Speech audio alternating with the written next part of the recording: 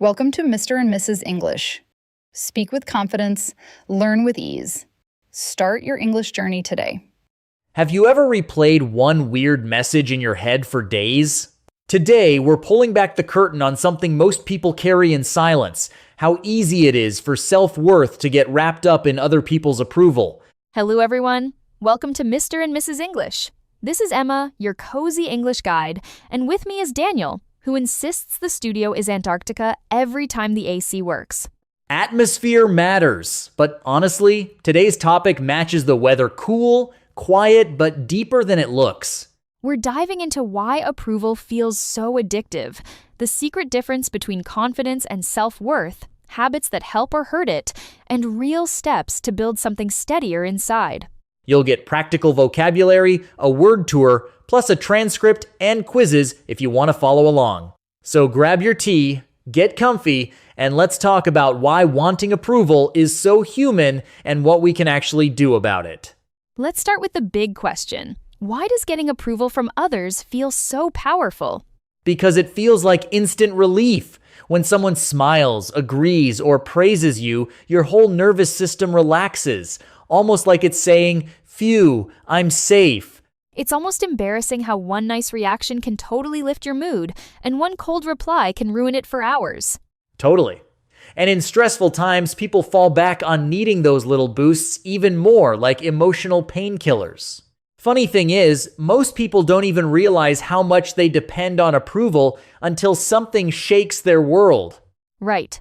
It can be work, stress, social situations, even just an offhand comment. Suddenly, you're anxiously waiting for reassurance, looking for signs you still matter.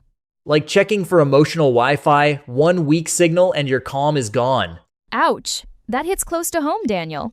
So if approval is so addictive, what actually is self-worth? For me, it's knowing you matter even if no one's clapping. It's how you see your value when there's no praise or applause. That's deeper than confidence. Confidence is about what you think you can do. Self-worth is about believing you're okay, even if things go badly. Exactly. It's quieter, less shiny, but so much more important.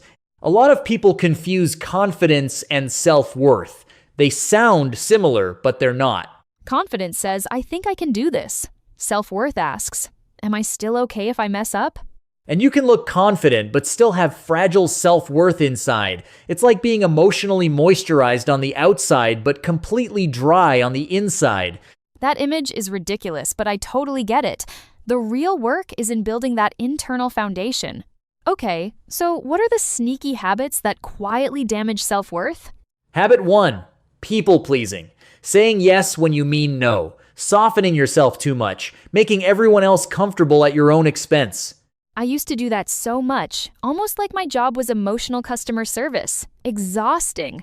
It's so common, and the more you do it, the more your own needs start to feel unimportant.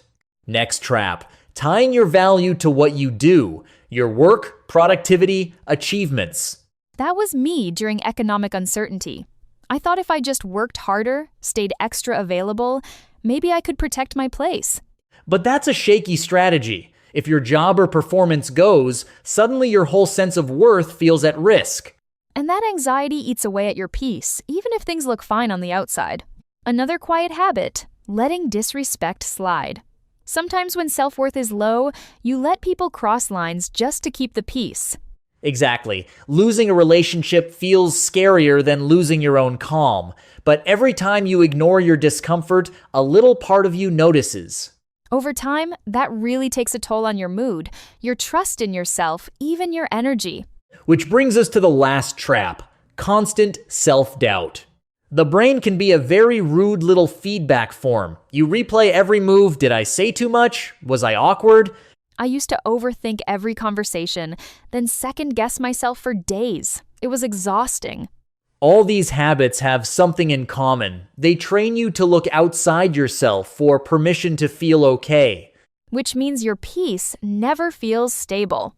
But the good news is, you can change that pattern. So how do you actually rebuild a healthier sense of self-worth?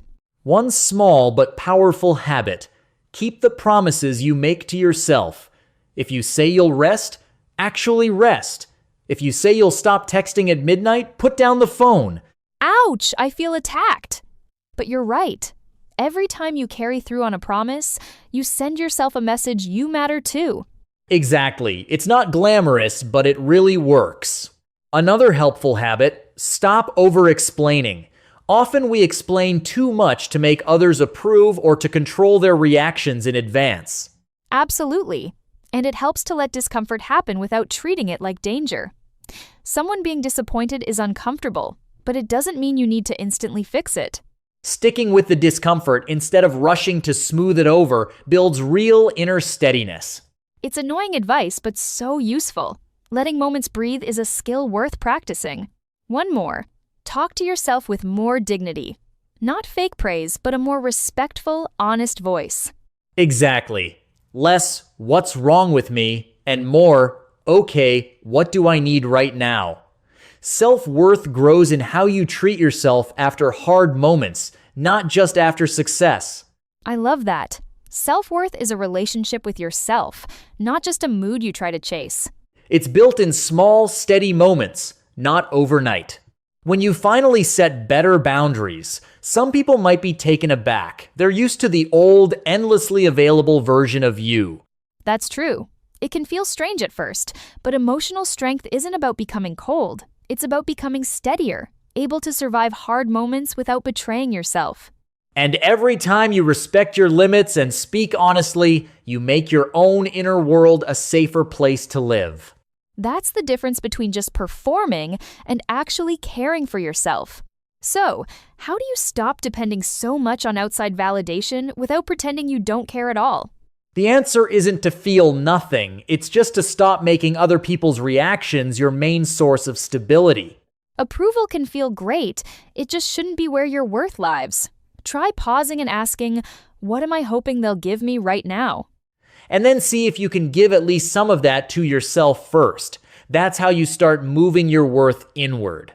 It's easy to feel valuable on sunny days, when everything goes well. The real test is, can you stay on your own side on hard days too? Exactly.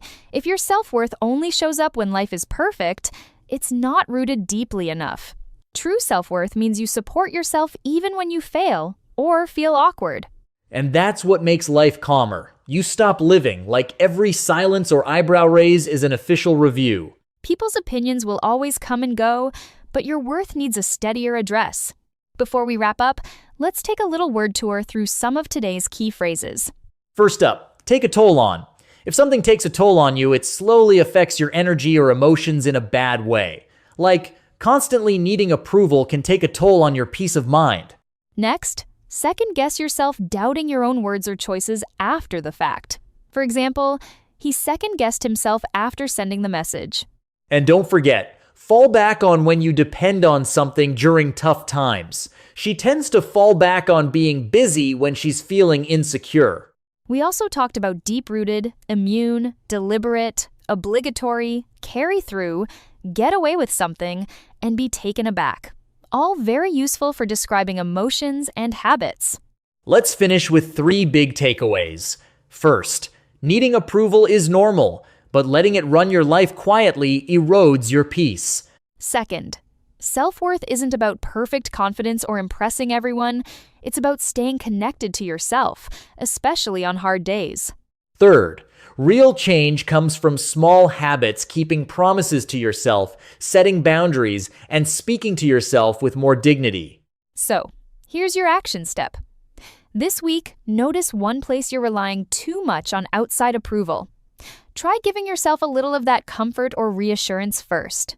And if this episode spoke to you, let it simmer quietly. No pressure to be perfect. We're Emma and Daniel, and you've been listening to the Mr. and Mrs. English. Your progress keeps going. Check out the next video. See you next time.